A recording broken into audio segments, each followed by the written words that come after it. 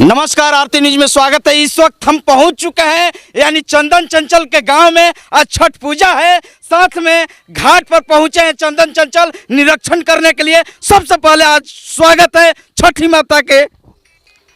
चलिए, सबसे पहले तो आरती न्यूज वाला के जितना भी श्रोता देखे वाला सबके हम गायक चंदन चंचल आप सबके प्रणाम करते हैं, नमस्कार करते हैं। और वह के स्वागत बा आज हमारा गाँव में खोजते खोजते आ गई तोरा के वेलकम करता नहीं अपना गाँव जवार के सभी कोई, हमारे भाई सब कोई, हमारे बाबू सब कोई बाटे, सामान गार्जियन सभी कोई बा। इतना सुंदर छठ घाट बनावे के कैसे रीजन पड़ल? रीजन ही पड़ल कि सभी का सहयोग मिलेला। हमारा गाँव जवार के जितना भी बा सभी कोई साथी, हमारे भाई गार्जियन सब कोई के सहयोग बा। आज हम निकलनी है घाट में, कल रहनी दिल्ली शूटिंग वूटिंग के दौरान गाना उना कह के नहीं हो जाता। हम कहनी तनी हर बार आइबे करी ले जा, तो ये बार नहीं है गाँव जवार में तन जाके छठ उठ के देख लिया छठी माई के। आके हम कामों में कहनी है, मैं सब पेंटिंग वेंटिंग कहनी है अपन छठी माई के। मैं चाहूंगा कि कैमरामैन दिखा दीजिए यहाँ पर किस तरह से यहाँ पर छठी माता का ये तस्वीर है और सज गया है और काफी यहाँ पर क्राउड है, यानी चंदन चंचल के फैन यहाँ पर जुटे हुए हैं। मैं चाहूंगा कि एक दर्शकों के लिए छठ के गीत होना चाहिए। बिल्कुल होई, बिल्कुल। अभी तक गइल बा तो देवरा ठेकुआ काटना बा, अभी ट्रेंडिंग में चलत है। अभी काफी आशीर्वाद प्यार मिला था, हर जगह बाज रहल बा। करीब अभी 30-40 लाख लोग सुन ले। भी साथ में गाइएगा एकदम। बिल्कुल गाएंगे। अभी एक पारंपरिक गाना है, आप सब काफी गाना के आशीर्वाद वो भी गाना के मिला था 22 की। अरे की पह फाटल भइले, अरे की भोरावा होगी है दीनानाथ, अरे की पह फाटल भइले आ भोरावा होगी है दीनानाथ, आ कर जोरी करेली तिवैया होगी है दीनानाथ। ये अभी आइल बा जौन की पारंपरिक बा, यूट्यूब चैनल वोका म्यूजिक चैनल पे बा। कृष्णा बेदर्दी भैया के गाना लिखल बा। अभी आइल हटे गौरी भी आइल बटे, हमार घुटी भर धोती भीजे। हर छठ में हमार गाना सुनाला। पारंपरिक गीत रहे से।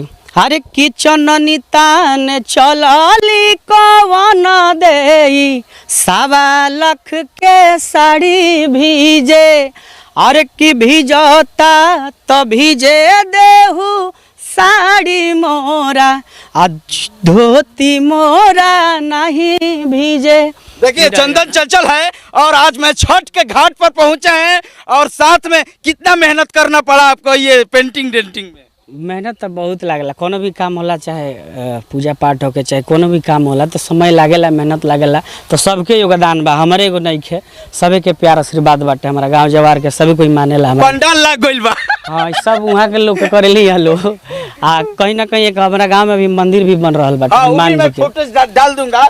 मंदिर का सहयोग काफी चंदन चंचल का है। कितना चंदन चंचल किए हैं सहयोग? अभी तो सहयोग तो पूरा शुरू से बा, हम तो सहयोगे करेला आदमी।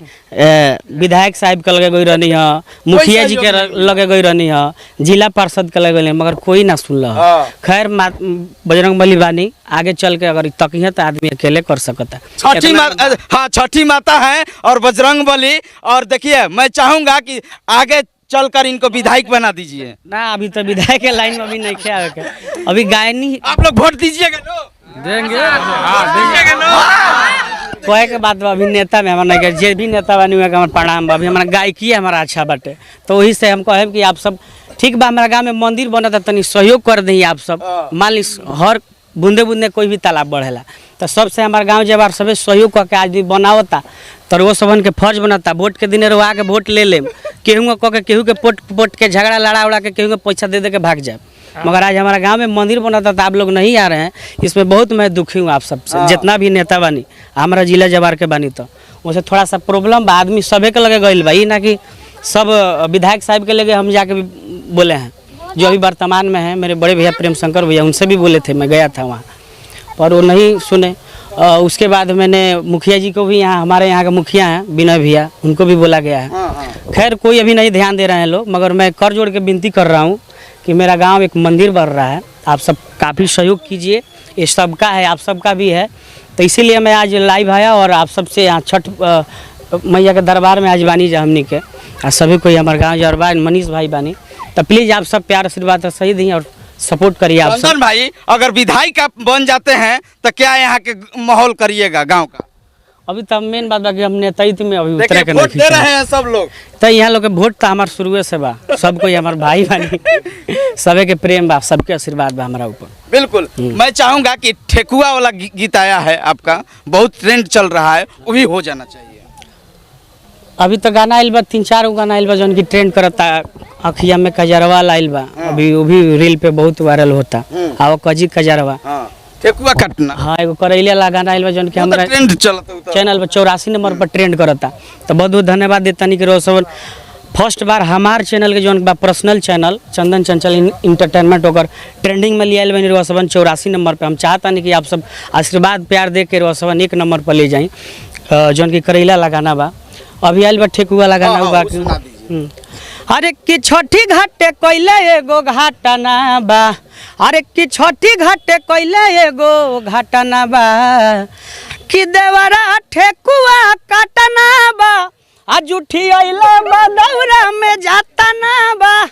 और गाना पर ये काफी गीत ला रहे हैं, और काफी गाना खराब नहीं क्यों, गाना के मतलब बाकी एगो लोग लइका बा, लइका भूल चूक करेला, कोनो लइका करेला गलती सही। अब लइका जुठिया दिल वही में बतिया बाटे कवि जी के वही में लिखे। बिल्कुल ओकरा सीधे सीधा पारंपरिको हम गौले बानी। पारंपरिक पह फाटल भैले अबेरिया हो उगी हे दीनानाथ, वो भी रोज सब जाके सुनी।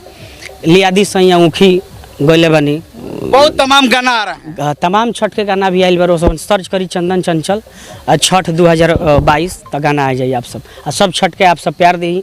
आ साथे साथे हम कहे के चाहते नहीं कि चंचल परिवार के तरफ से और हमारे आरती न्यूज के तरफ से, मनीष भाई की तरफ से, पूरा गाँव हमारे गाँव जवार की तरफ से आप सभी को छठ के ढेर सारा शुभकामनाएं, ढेर सारा बधाई दे रहे हैं लोग। छठी माई आप सबके कुशल मंगल रखी, आप सब हमेशा हंसत रही, मुस्कुराते। चंदन चंचल के जितने फैन हैं देख लीजिए, मैं आज छठ के दिन यहाँ पर लाइव दिखाने के प्रयास करने के लिए यहाँ से हम लोग गांव से, हाँ गांव से यानी हम लोग चल कर आए हैं और यहाँ से तस्वीर दिखाने के प्रयास कर रहे हैं, यानी सुपरस्टार चंदन चंचल के गांव से लाइव तस्वीर दिखाने के लिए।